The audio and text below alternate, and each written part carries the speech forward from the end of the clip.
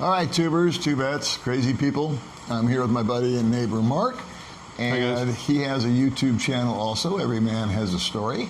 And he's been on the show a couple, 3 times, and I've been on his show a couple, 3 times. And we thought we like to get together. Yeah. And people actually have requested that you and I do another live stream together.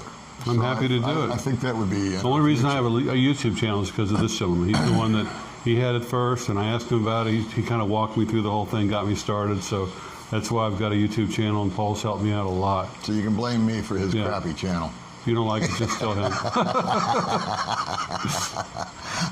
So we were going to talk to you guys about Christmas. Yeah. And what we're doing and how it's hanging. So what are you going to do for Christmas? Well, it depends if it snows or not. If it snows, I'm going to stay in. I don't want to risk driving in the snow. No, but the skiing should be good.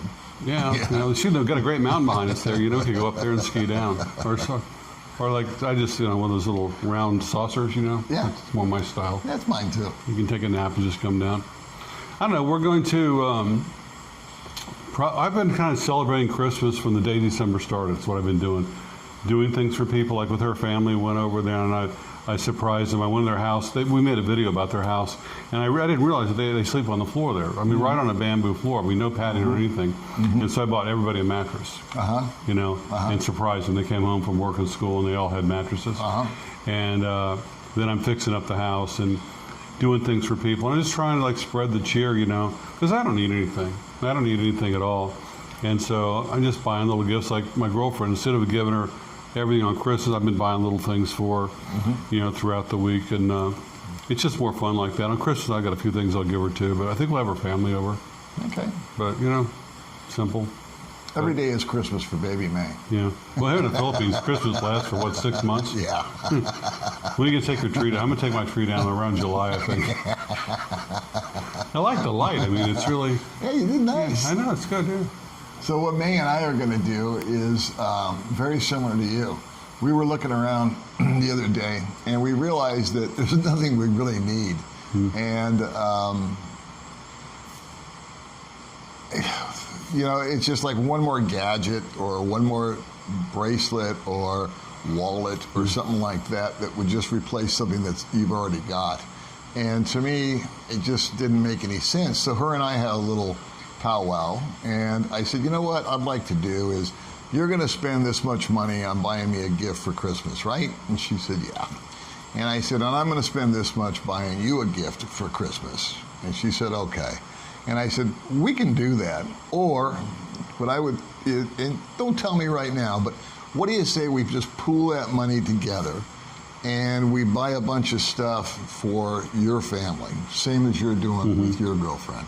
Because his girlfriend, my girlfriend, both come from very modest similar backgrounds and are still in those situations. So we went down to Hypermart, and they actually already had it wrapped up and prepackaged with a bunch of foodstuffs. And it's in a nice wrapping. And then we bought some toys and whatnot for the kids, because she's got a couple of sisters that are single moms. They're 2 widows and that have got kids. So we try to help them.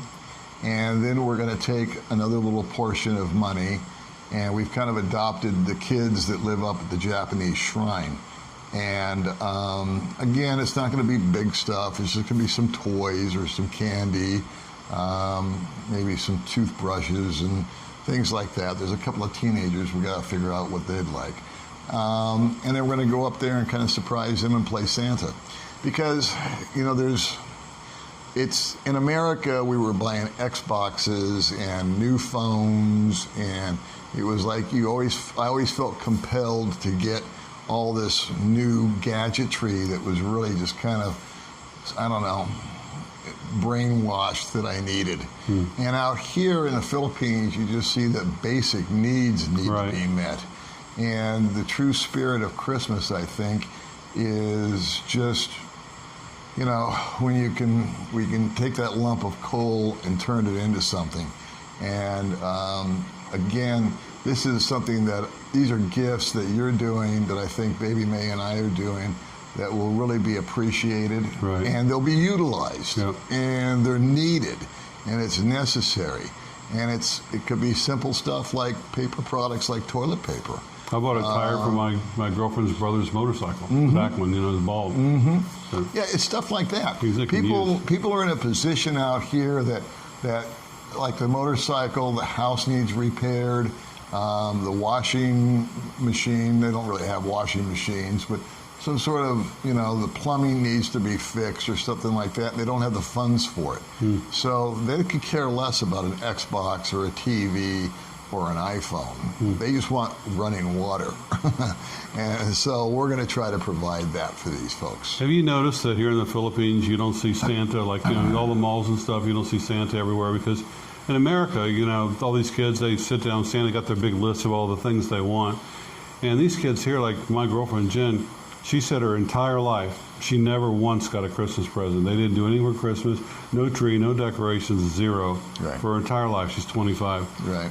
And so, many of these kids here, like if they had a Santa Claus, where they could sit on their lap and say, can I please get, whatever, they think Santa's going to come and bring it to them and just break their little hearts. So it's a good thing that you don't see Santa here. Well, that's the reason why. I noticed that my first year was, where's Santa? How come he's not in the mall?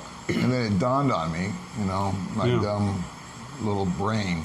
I realized that the parents don't have the means to fulfill the wish. Right. So there is no Santa Claus out here. I've always, I used to do the whole thing with Santa with my kids. I even had dressed up in my own Santa Claus uniform or outfit sure. when my little girl was like 3 years old. But now I think back on it, I was lying to my children about Santa. And also you think about, back in America, that all these years, these kids think that Santa brought them all these gifts, and they don't realize that some families, like that father worked extra hours, and he had been putting money aside for the whole year so he could buy his children presents, and then they don't even realize that their parents did that for them. They think Santa brought it down the chimney. Right. And I think it's a bad lie to tell your children. And I don't think you should lie to your kids. You say, it's just all Santa's make-believe. He's not real, but he's, for fun and whatever. But, I'm the one that's going to be buying you the presents. Yeah. And then I think they would appreciate it more than if they just think like this magical person is going to give them whatever they want. That's correct. That's correct. And it's like I once read a story that really touched my heart, was that a father took his daughter to Jollibee. And Jollibee is a place that Mark and it's fast food. Yeah, like McDonald's. And it's like McDonald's. And we could roll into Jollibee every day for the rest of our lives and not even notice it. But this man saved up for over 1 month to take his son to Jollibee and just get a rice and a piece of chicken. 150 peso meal, So Yeah. we see stories like that over here, and Christmas takes on a whole new meaning. And so you really got to appreciate what you've got. I mean, we're both, doing well, and you got to appreciate what you've got. I appreciate it more now than I did when I was living in a really nice house in America. Absolutely. I appreciate my little apartment here more than I did that, Absolutely. Yeah. You have all this stuff, but stuff just doesn't do anything for you. Stuff drags you down. It just holds you back. You're a prisoner to it. You got to insure it. You got to repair it. You got to maintain it. You've got to clean it. And so I found that the less that I have, the better off I am. If I don't need it, I don't buy it. Or if I don't need it, I give it away.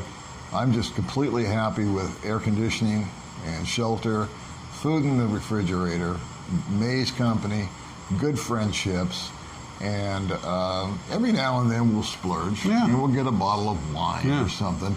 But those days are rare. I miss going out, though. We used to, before the pandemic, like once a week, we would go out, a little group of people, and just go out into the nightclub, just have a couple of drinks, and just watch the girls dance. We don't dance. Yeah. Watch the girls dance and have fun.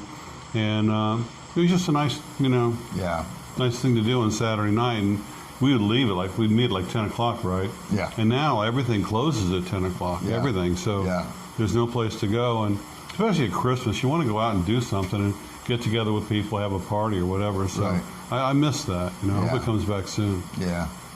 But we are blessed, and we hope that you guys are blessed too.